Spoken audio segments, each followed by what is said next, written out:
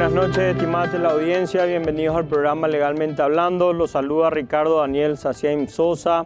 Seguimos en el mes de octubre rosa, el mes de lucha y prevención contra el cáncer de mama, y seguimos con invitadas de gran trascendencia e importancia en el mundo del derecho. Hoy la tenemos a la doctora Gail Gina González, presidente de la INDER. Buenas noches, doctora. Muy buenas noches, doctor Ricardo, a toda la audiencia. ¿Cómo está, mi querida doctora? Estimada doctora, en el mes de octubre rosa estuvimos invitando muchas mujeres con gran importancia y trascendencia en nuestro mundo del derecho, y vos demostrás los sui generis del derecho, pues sos abogada y sos presidenta del INDER. Sí, verdaderamente es una institución emblemática, es una institución que ha tenido muchas facetas interesantes. Es una institución bastante difícil de administrar porque administramos justamente el problema de la tierra. Pero es lo que me gusta porque hice carrera en esta institución. Estoy hace 25 años en el INDER, entonces justamente eso hace que con conocimiento, experiencia, podamos llevar adelante la transformación agraria que tanto buscamos y necesitamos. Pero antes de hablar de la institución, mi estimada doctora, ¿podrías contarnos quién es la doctora Gail González, sus inicios en el mundo del derecho a hoy presidenta de la INDER? Bueno, yo soy del interior de la República, soy de Pedro Juan Caballero, y desde mi adolescencia decidí ser abogada. Como en ese entonces no teníamos derecho, la carrera de derecho en Pedro Juan, entonces vine a la capital, mi familia, mis padres, que me permitieron, siendo hija única, me permitieron venir a Asunción a vivir y a estudiar. Soy egresada en la Universidad Católica, Nuestra Señora de la Asunción, y posteriormente en el año 95 aproximadamente ingresé en el INDER, en el entonces IBR, como funcionaria, y a la par de justamente trabajar en esa institución, también empecé a estudiar. Tengo especialización en gobernabilidad, también una maestría en la Universidad Columbia. También hice especialización en didáctica universitaria.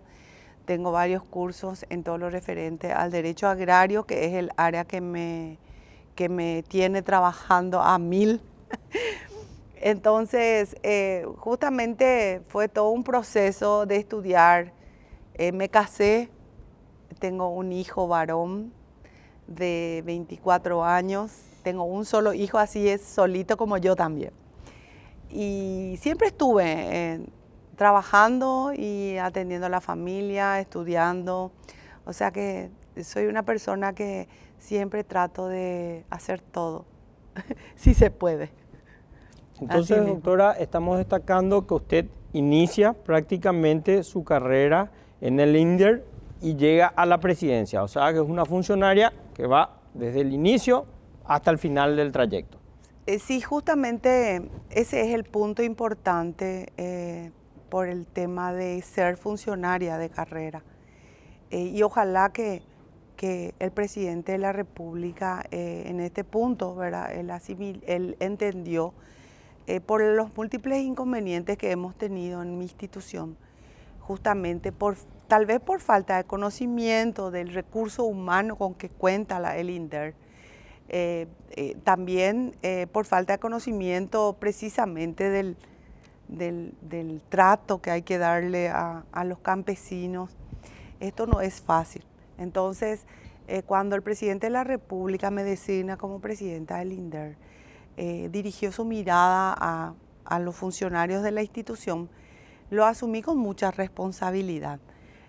Trabajo con mis compañeros del INDER, los gerentes, directores, son todos de la casa. Yo no traje nadie que no sea funcionario de la institución. Todos son funcionarios con más de 20, 30 años de antigüedad, que desde jóvenes estaban ahí, todos son profesionales y nos estamos desenvolviendo, y ese es el resultado de tener ese equipo de trabajo, porque sola yo no voy a poder. todo el equipo está trabajando y estamos teniendo bastantes logros en materia de titulación y de relevamiento de colonias para su regularización. O sea, estamos trabajando muchísimo. Creo muy acertada la determinación, o sea, realmente la decisión tomada por el presidente de buscar a alguien de la casa que quede mejor que ustedes para saber cuáles son los problemas, tener la visión y ver qué soluciones se pueden plantear. Porque manejan todo. En su caso, maneja prácticamente todo y es el mejor mecanismo para llevar adelante una institución tan importante para el país como el INDER. Doctora, ¿nos podrías decir en qué consiste el INDER? ¿Cuál es su misión? ¿Para qué está? Bueno, como reza nuestra Constitución, el INDER lo que busca es incorporar a la población campesina al desarrollo económico y social de la nación.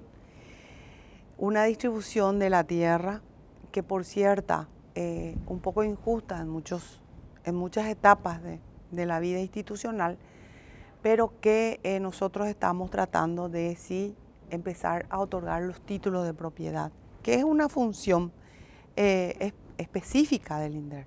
La regularización de la tierra es de darle al campesino su título de propiedad. Para eso justamente se está trabajando muchísimo. Estamos ya bordeando los 4.000 títulos en estos 2 años de gestión y para mí eso es fundamental. Colonias del INDER que son antiguas, como la de Arroyito, por ejemplo, que tiene más de 30 años de vida prácticamente, en el sentido de que el INDER compró esas tierras para los campesinos, se dividió, se hizo un loteamiento previo, pero nunca pudo otorgarse el título de propiedad. Cuando hablamos de esta colonia, sí, doctora, estamos hablando de propiedades de qué dimensión, cuántas familias, en qué consiste la colonia Arroyito y dónde queda también. Bueno, la colonia Arroyito queda en el departamento de Concepción. Okay. Es una fracción de aproximadamente, tengo entendido que tiene 7.000, 8.000 hectáreas y se divide en 7 núcleos que están ocupados por paraguayos de hace muchos años. Justamente ahí en el INDER, nosotros en el departamento de Concepción, ellos empezaron a pagar, tienen sus expedientes formados, pero no se expedían los títulos de propiedad, porque nosotros ahora tenemos el sistema de CIR. El sistema CIR es un sistema por el cual se realiza el trabajo técnico de campo, o sea que es el loteamiento en sí, así en términos para que la gente entienda que el CIR es el que se encarga de llegar a la colonia, hacer el loteamiento conforme la ocupación y conforme lo que dice la ley. También hace el levantamiento de datos, quién ocupa, cuánta es la superficie que ocupa, cuántas familias son. Tenemos una base muy interesante y conforme a eso vamos trabajando a la par de hacer el trabajo técnico, también recurrir a otras instituciones para algunos beneficios. Ahí sí detectamos el tema, si falta viviendas sociales, detectamos si falta agua potable, detectamos si el puesto de salud no tiene aún título de propiedad, si tenemos escuelas sin documentos todavía como para seguir ampliando su infraestructura, o qué tipo de caminos necesitamos recurrir a obras públicas. O sea, nos da un diagnóstico de la situación de cada colonia. Le llamamos colonia porque así dice la ley. La habilitamos como colonia por resolución del Consejo del INDER. Se habilita una colonia. El precio también se fija conforme a la adquisición. O sea que sí, hay colonias que son adquiridas y hay colonias que son expropiadas. Entonces, las colonias expropiadas, evidentemente, son aquellas que están sujetas a un pago por la indemnización, ¿verdad? Y las colonias que nosotros compramos, se compra por un loteamiento o una ocupación de hecho que ya los campesinos solicitan que se les compre, ¿verdad? ¿verdad? Entonces trabajamos así. Estamos avanzando muchísimo. Arroyito tiene 7 núcleos.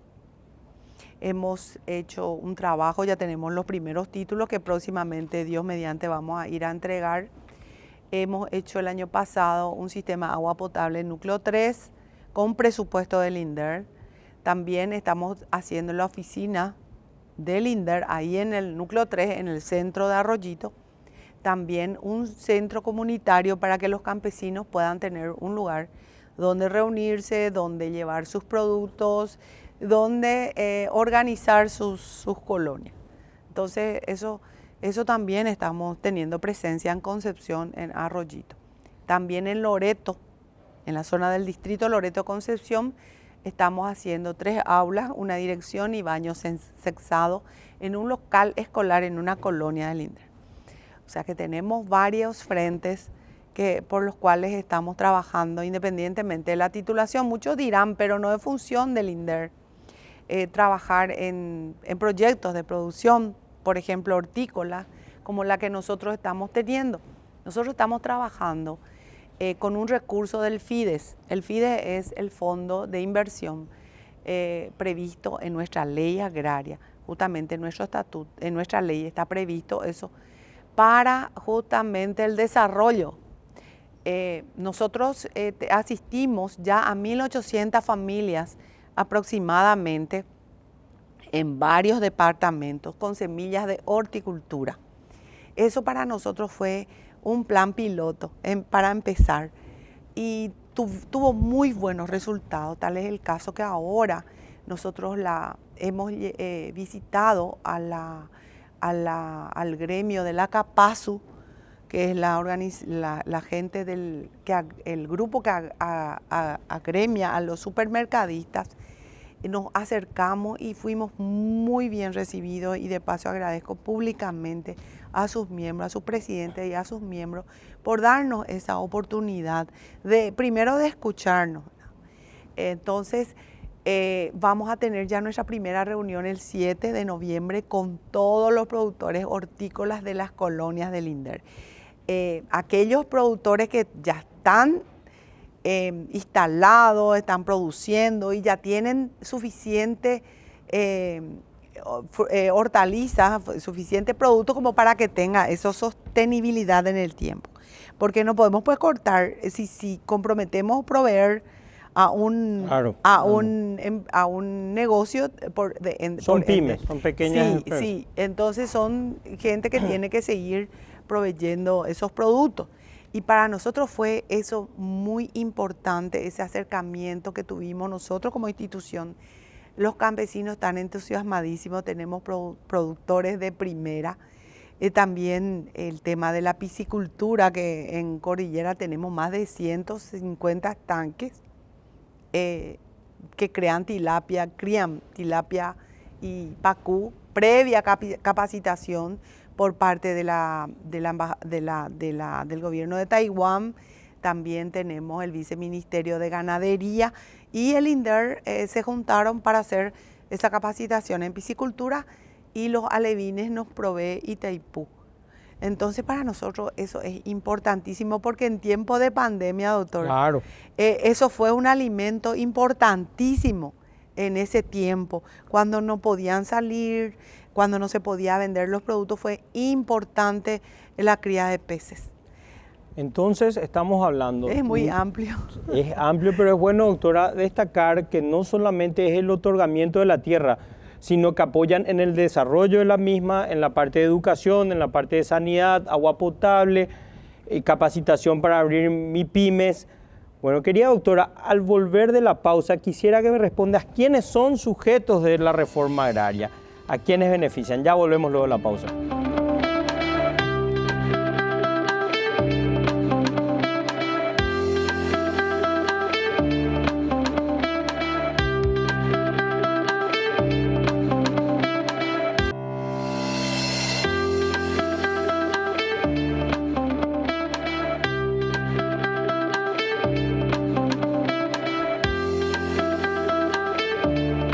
Seguimos nuestro programa Legalmente Hablando, seguimos con la doctora Gail González, presidenta del INDER. Doctora, ¿quiénes son sujetos de la reforma agraria? Todo paraguayo natural, haber cumplido 18 años de edad, dedicarse como a la agricultura o a la ganadería como actividad principal, no haber sido beneficiario anteriormente por el estatuto agrario anterior, también tener ocupación. Eso es lo más importante para nosotros. O sea, que tiene que estar dentro del inmueble que está solicitando. Así mismo es. Y ahí creo que el INDER hace una constatación, le dan un plan de mejora. Si nos puede explicar, por favor, doctora, un plan de mejoras. Creo que no se puede vender hasta un cierto tiempo luego de haber pagado el importe por la propiedad. Sí, está justamente para el tratamiento que se le da a las tierras de la región occidental. Por ejemplo, es donde tienen que sí hacerse una verificación de la ocupación. Posteriormente también se exige un plan de trabajo, un plan de manejo, un plan de inversión por etapas, por supuesto. Entonces, cada vez que van avanzando en el plan de inversión, se están verificando para posteriormente autorizar el pago mínimo por el valor de la tierra, como así también la adjudicación posterior al cumplimiento de todos esos requisitos previos. Lo mismo en la región oriental. En la región oriental, en la mayoría de las colonias campesinas, están nuestros colonos ocupando la tierra.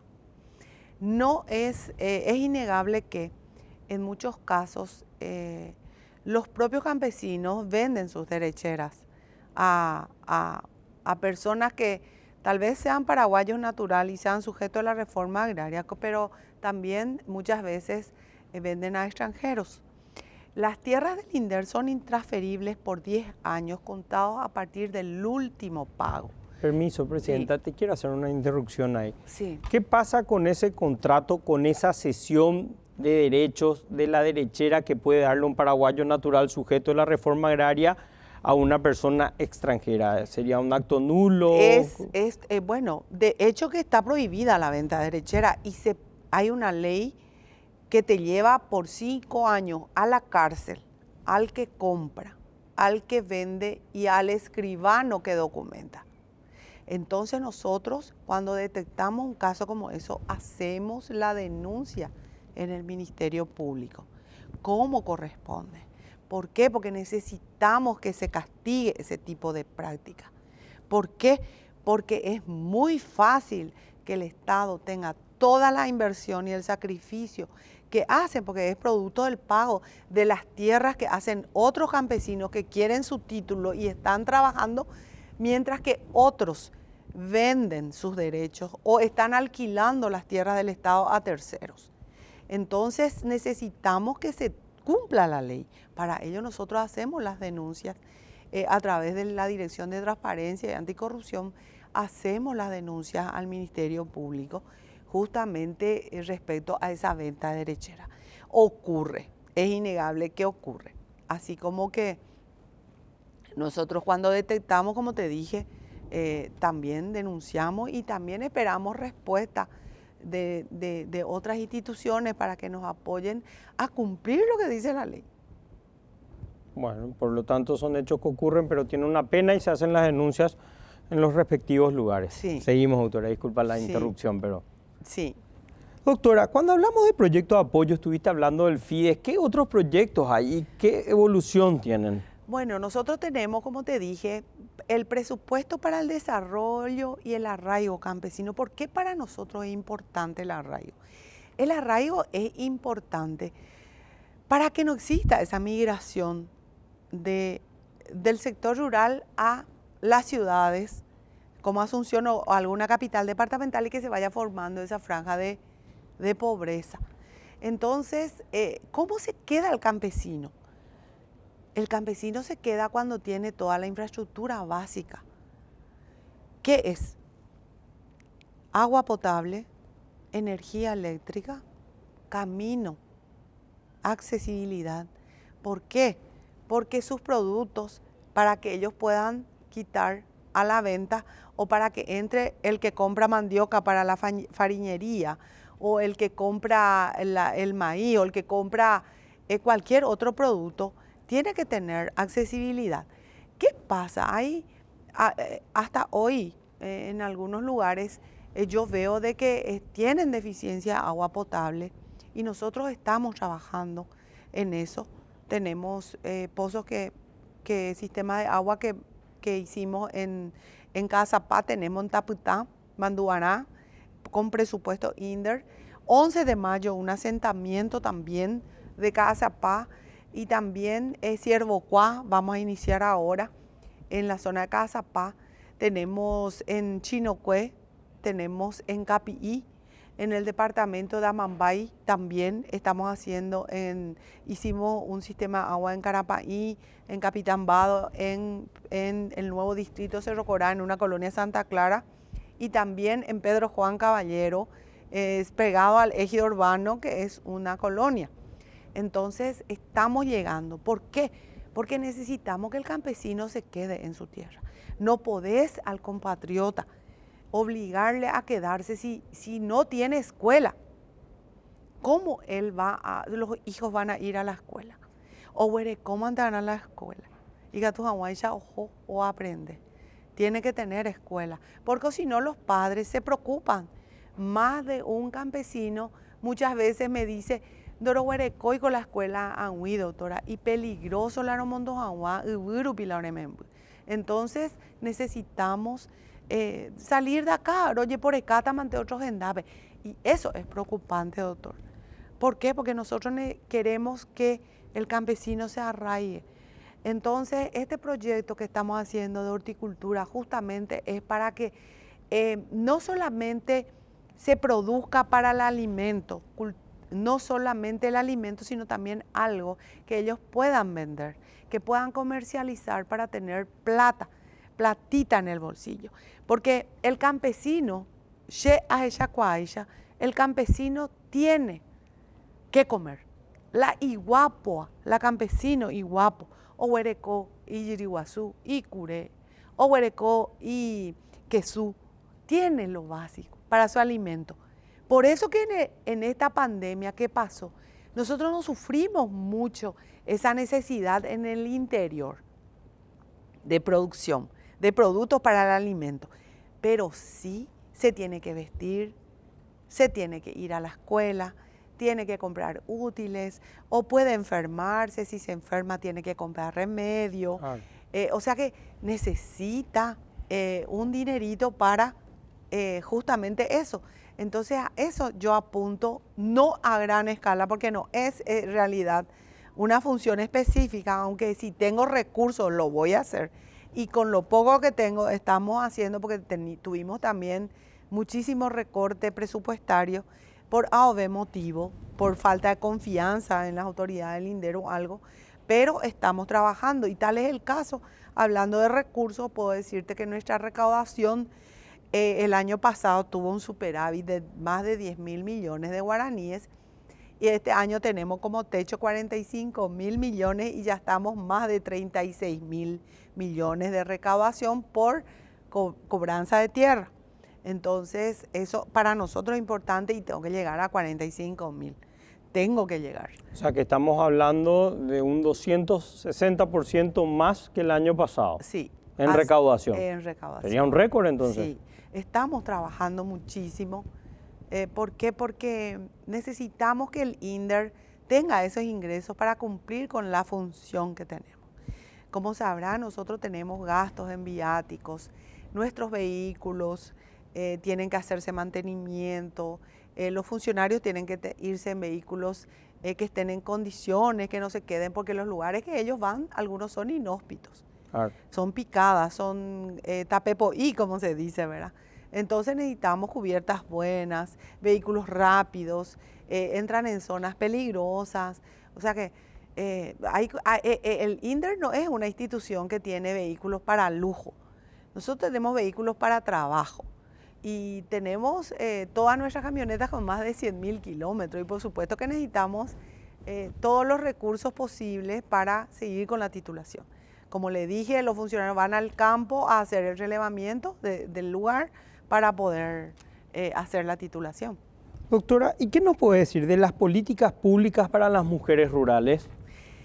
Nosotros tenemos una dirección de género que es la que se dedica a atender justamente todo lo que es trámite para la mujer de titulación o cualquier otro trámite que sea necesario dentro del INDER. También trabajamos en la capacitación con la Gobernación de Misiones, por ejemplo, trabajamos muy bien.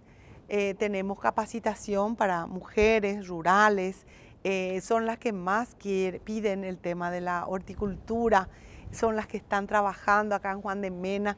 Tenemos compañeras paraguayas que trabajan, pero denodadamente, que ya están vendiendo sus productos en el abasto. Ellas plantaron muchísimo repollo, tienen una producción muy interesante, que nosotros enviamos los camiones del INDER sin ningún costo en flete y en combustible, llegan sus productos hasta el abasto.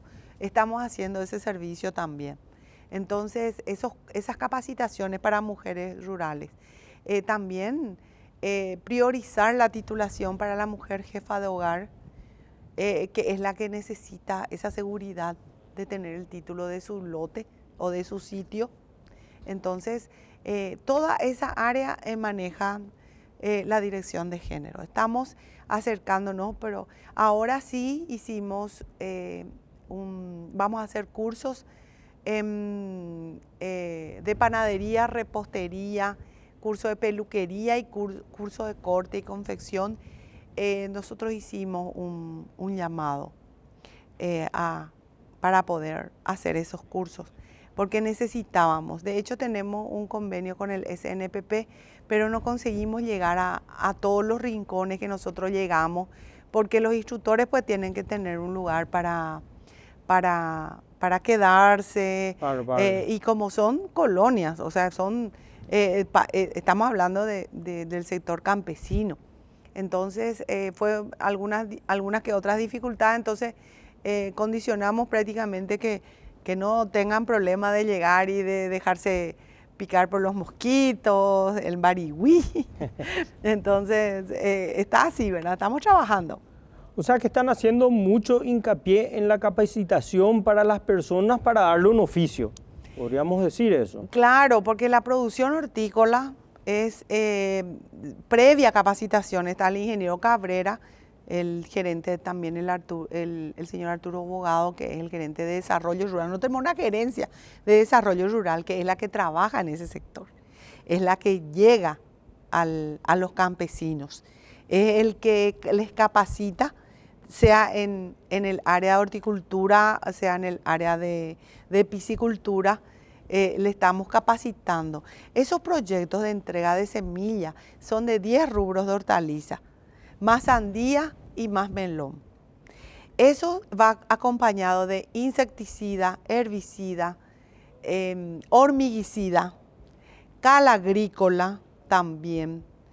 Llegamos con todo eso, previa evaluación, por supuesto, de los técnicos del INDER. También hemos hecho capacitación en cebolla con un técnico del Ministerio de Agricultura, que también hay sectores que plantan cebolla, papa también. Y independientemente de todo lo que es titulación, adjudicación, relevamiento de datos de colonia, expedición de certificado de cancelación, certificado de ocupación, autorización para el MUD, para construcción de viviendas sociales en inmuebles del INDER, o sea, en colonias del INDER, porque tenemos que autorizar nosotros por resolución. Excelente. O sea que es muchísimo, abarca tanto el INDER, que es apasionante, independientemente de todos los problemas que tenemos. Nosotros estamos poniéndonos las pilas para salir adelante. Tenemos muchas dificultades, gente que quiere cobrar por expropiación, que son títulos que no son buenos títulos. Nosotros estamos salvando al INDER de mucho dinero, de mucho gasto. Hay, por ejemplo, juicios en donde se está regulando honorarios porque perdieron el juicio o porque no atendieron el juicio en otras administraciones. nosotros estamos ganando juicios para el INDER. Y tomamos en serio esto. Y le pedimos que todas las instituciones que están dentro de ese circuito agrario también nos tomen en serio. Claro, que vistan la camiseta del INDER. Así mismo. Estimada presidenta Gayle González, muchas gracias por asistir al programa, muy agradecido. Muchas gracias a vos y un saludo especial a toda la teleaudiencia y a mis congéneres también. Ya volvemos en breve la pausa.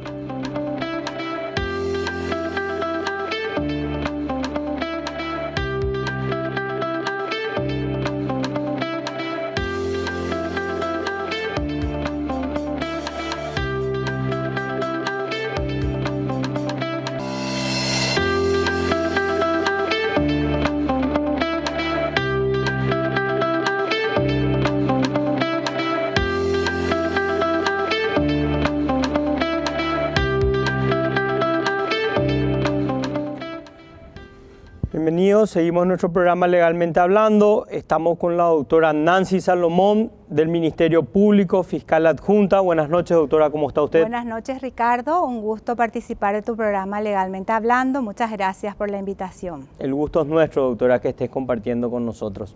Estimada doctora, quisiéramos darle una breve introducción a la audiencia de quién es la doctora Nancy Salomón, cuándo inicia en el área del derecho hoy a tu puesto de directora adjunta. ¿Cómo no? Soy abogada, egresada de la Facultad de Derecho y Ciencias Sociales, la Universidad Nacional de Asunción, promoción del año 1997.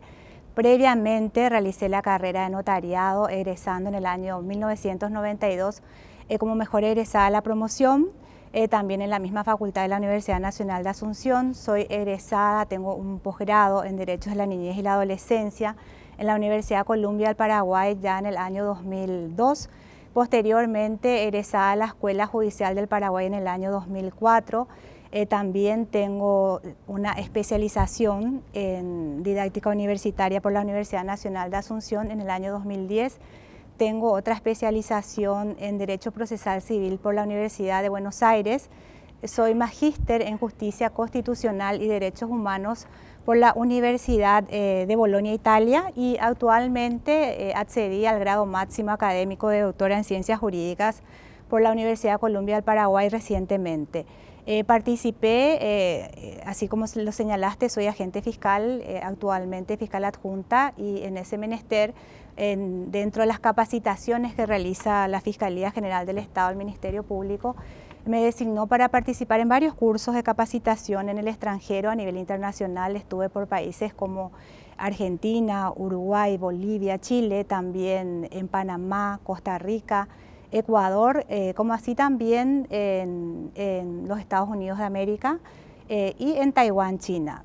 También fui designada por la Fiscalía General del Estado a los efectos de participar en la elaboración de un protocolo regional de la Asociación Iberoamericana de Ministerios Públicos. Eso ya data y me tengo que remontar a los años 2013, en donde en febrero de ese año se me designa a los efectos de integrar en representación del Ministerio Público de nuestro país para integrar un equipo de trabajo para elaborar un protocolo regional de investigación de la violencia contra la mujer desde una perspectiva de género, y a su vez eso también como segunda fase se elabora, digamos, un protocolo a nivel nacional adaptándose a la realidad nacional jurídica de nuestro país, y así surge el protocolo de investigación contra la violencia familiar desde una perspectiva de género en coordinación con la Policía Nacional y el Ministerio de la Mujer. Igualmente quiero destacar también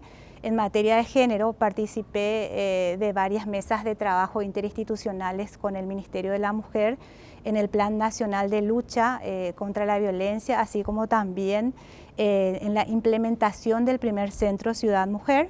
Estuve también designada por la Fiscalía General del Estado a los efectos de participar de la reunión de la red especializada en materia de género realizado en Guatemala en el año 2019, conjuntamente con la fiscal adjunta del área de violencia familiar, la doctora Artemisa Marchut. También quiero destacar que soy madre de 2 hijos. Gonzalo tiene 21 años, él es estudiante de ingeniería, estudia en Wichita, Kansas.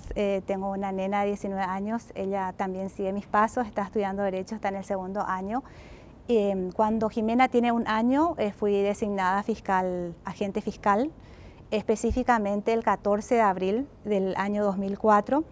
Y en ese menester estuve en varias unidades ordinarias dentro de la Fiscalía del Ministerio Público, realizando las investigaciones de la gama de los hechos punibles tipificados en nuestra ley penal. Igualmente integré unidades especializadas de propiedad intelectual y en el año 2018, cuando se inaugura la unidad especializada de lucha contra la violencia familiar, justamente a raíz de la implementación del protocolo de investigación, en donde este protocolo sugiere a los países que participaron de esta elaboración contar con unidades especializadas de violencia familiar. Y en ese entonces, ya debido a estas capacitaciones, integro la unidad especializada de lucha contra la violencia familiar. Y en el año 2021, en diciembre, fui designada por la Corte Suprema de Justicia como fiscal adjunta de la Fiscalía General del Estado a raíz de un concurso de méritos y aptitudes propuesta a través de una terna remitida por el Consejo de la Magistratura, que es el órgano constitucional encargado de la selección, y posteriormente, como señalé, designada por la Corte Suprema de Justicia, y la Fiscalía General del Estado me designó a cargo del área de ejecución penal a nivel país y recientemente también como encargada de las unidades de transición. Un gran currículum, doctora, te felicito, frondoso currículum. Mi querida doctora, cuando estamos hablando de protocolo, ¿qué podemos decir de ese protocolo?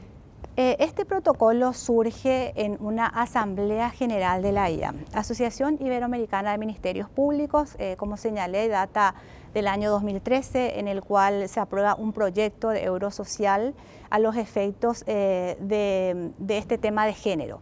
Entonces, estas acciones se inician, estos trabajos, en enero del 2013. Para ello, la Fiscalía General del Estado me designa para representar al Ministerio Público en la elaboración de este protocolo regional en febrero del año 2013. Abarca una primera fase en donde en esta primera fase se elabora este protocolo regional mediante la colaboración de 6 países, entre ellos Panamá, Costa Rica, también Brasil, Paraguay, y en donde cada representante aporta los conocimientos, ¿verdad?, en cuanto a lo que son las buenas prácticas en el país, en cuanto a la investigación de la violencia de género de cada país integrante, como así también la normativa vigente en esos países. Posteriormente, esto lleva una segunda etapa, que ya es la implementación o la adaptación de ese protocolo regional a la realidad nacional. ¿En qué sentido? La realidad jurídica nacional, porque justamente estos distintos países obviamente diferían en sus legislaciones internas. Por ejemplo, para señalar un caso específico, nosotros en esa época no contábamos con una ley integral, no teníamos el tipo penal de feminicidio. Entonces, al efecto justamente de adaptar ese protocolo regional, se forma un equipo de trabajo al cual me lidero, digamos, ese equipo de trabajo en la institución, integrando los representantes de diferentes áreas involucradas en el Ministerio Público en esta lucha contra la violencia familiar, así como representantes de la Oficina de Denuncias, también del Centro de Entrenamiento del Ministerio Público, igualmente representantes del Centro de Atención a Víctimas, de Clínica Forense. También estuvo colaborando con nosotros la otra Liliana Sayas, en aquel momento agente fiscal, y entonces se elabora, se adapta este protocolo regional a la realidad nacional, y esto lo realizamos en coordinación con la Policía Nacional y el Ministerio de la Mujer, debido justamente a que este flagelo de la violencia familiar debe ser abordado de manera integral. El Ministerio Público es una institución encargada de la investigación conforme al rol constitucional mediante el cual es el titular de la acción penal pública. Sin embargo, a los efectos de abordar esta problemática requiere de una atención integral.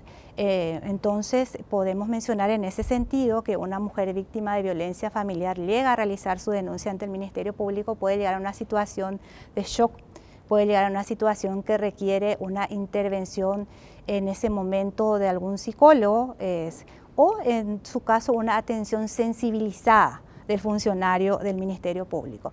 Y bueno, a esto apunta justamente este protocolo que ya tiene años de vigencia dentro de la institución y también contamos en la unidad especializada, contamos en su momento, yo formé parte de esta unidad especializada. Un segundo, doctora, te voy a interrumpir porque debemos ir a la pausa, pero para continuar luego de la pausa, también para hablar del centro de Ciudad Mujer, que estuviste hablando también de eso. Sí. Al volver en la pausa, por favor. ¿Cómo no?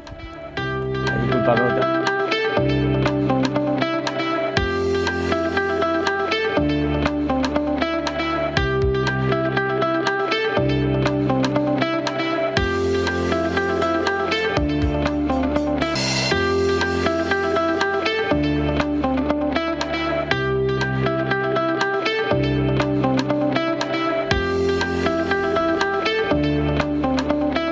Volvemos con la doctora Nancy Salomón. Doctora, ¿qué sería el Centro de Ciudad Mujer? ¿En qué consiste? Sí, como señalé, estuve formando parte de una mesa de trabajo en el Ministerio de la Mujer para justamente poner en marcha el primer Centro Ciudad Mujer que ya lleva años dentro de lo que es nuestro país, y en ese sentido este Centro Ciudad Mujer es un centro de atención integral a la mujer. Dispone de varios módulos, 5 módulos si mal no recuerdo, y en ese sentido específicamente los módulos de prevención de la violencia, en donde tiene intervención el Ministerio Público, como así también resaltar un poquitito el módulo de empoderamiento económico de la mujer. En ese contexto de este módulo de atención a la violencia, el Ministerio Público cuenta con 2 funcionarios de la Oficina de Denuncias dentro de lo que es este Centro Ciudad Mujer, a los efectos de facilitar a la mujer que va hasta este centro, y si ella es víctima de violencia familiar, que pueda realizar en ese mismo lugar la denuncia por los hechos de violencia que está sufriendo. También es importante señalar de que a los efectos del conocimiento, ¿verdad?, nuestras congéneres, de que este Centro Ciudad Mujer dispone de médicos inclusive, en donde se realizan estudios de PAP, mamografías que son de suma relevancia a los efectos de la realización de los chequeos, ¿verdad?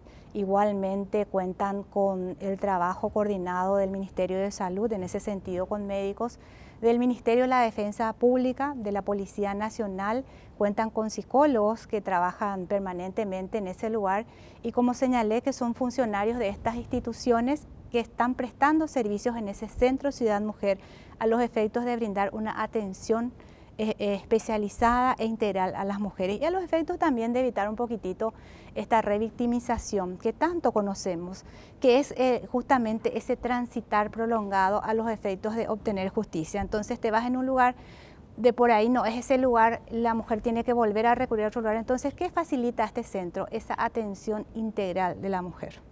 O sea que uno, al ir al Centro de Ciudad Mujer, la atención es íntegra. Vos podés hacer la denuncia ahí, tenés psicólogos de contención o para dictámenes, y el apoyo es total.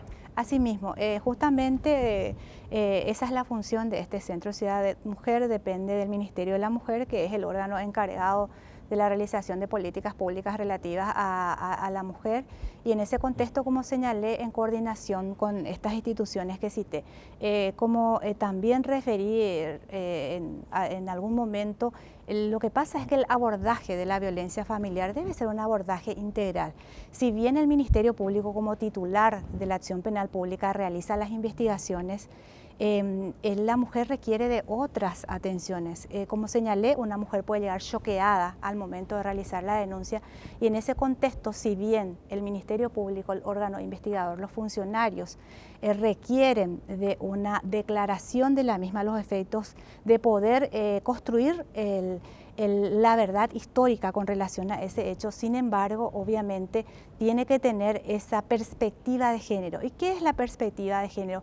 Es nada más y nada menos que visibilizar esa diferenciación de roles que existen entre el hombre y la mujer. Es poner en el centro de la investigación a la mujer, a los efectos de que ésta justamente a raíz de esa confianza, esa contención que recibe al momento de estas investigaciones pueda brindar un relato pormenorizado para que finalmente la investigación llegue a buen puerto. La violencia familiar es una manifestación del desequilibrio de hombres y mujeres en donde justamente produce un desigual ejercicio y goce de los derechos humanos.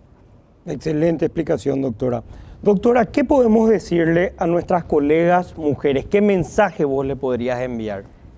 Decirles a las colegas, a las mujeres, que nosotras estamos capacitadas para ocupar cargos de relevancia. Sobre todas las cosas de realizar una gestión eficaz y eficiente, prueba de ello podemos citar a nuestras congéneres que están ocupando en la actualidad los más altos cargos dentro de la Administración de Justicia, la señora Fiscal General del Estado, así como también la señora Ministra de la Corte Suprema de Justicia. Y entiendo yo que la fórmula es la capacitación constante, la formación académica, la tenacidad y el poder desempeñarnos eficientemente desde donde nos toque realizar nuestras funciones.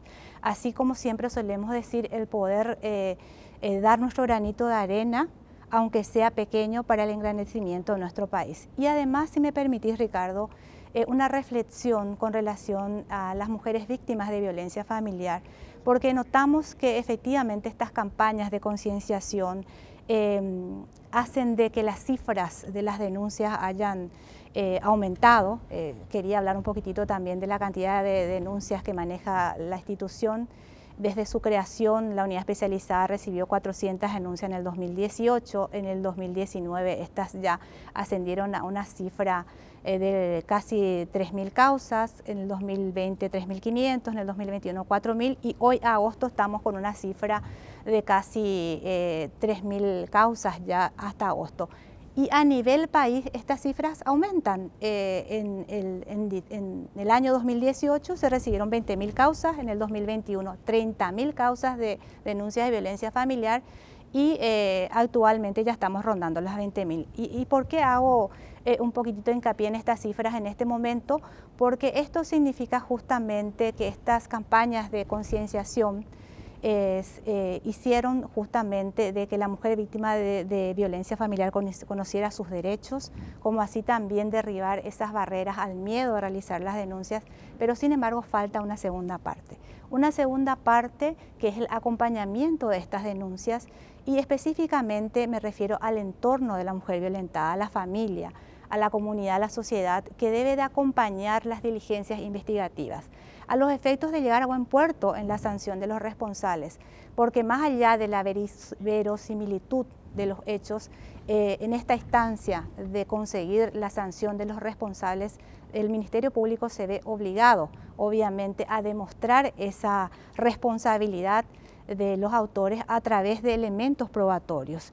Entonces nosotros solicitamos y requerimos que ese acompañamiento del entorno de la víctima a los efectos de que podamos incorporar elementos probatorios, porque a veces nos quedamos un poquitito huérfanos de elementos probatorios a los efectos justamente de conseguir la sanción de los responsables. Excelente charla. Nos despedimos de la doctora Nancy Salomón. Muchas gracias, doctora, por haber estado presente. Al contrario, un gusto haber participado en tu programa. Estimada la audiencia, hasta luego, nos vemos el próximo domingo a las 21 horas.